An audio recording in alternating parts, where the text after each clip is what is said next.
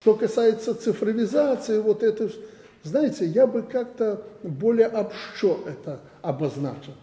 Вот не потому, что я консерватор, вы же знаете, что мне приходилось принимать решения по IT-технологиям, ну, почти в мире тут никто не занимался, я принимал эти решения более решительном плане действовал. Ну, не надо уже так сильно забегать вперед. И не надо нам все это переводить в цифры.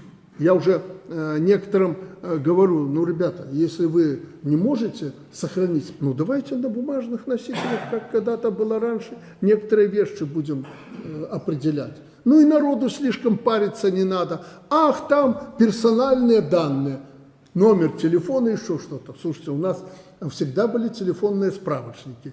Там написан человек, адрес, номер телефона. Что мы уже так переживаем за эти телефонные?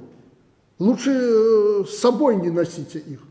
Не носите. 1000 раз говорил, у меня нет мобильного телефона. Но я как-то живу, даже с Натальей Ивановной разговариваю. Спокойно, если надо поговорить, она подъехала на проводную правительственную связь или просто, вот я недавно тебе говорил, сохранить надо телефонную сеть, которая у нас была. Проводная, там под землей, над землей и прочее. Это точно на серверах в Канаде или в США не будет ваш разговор.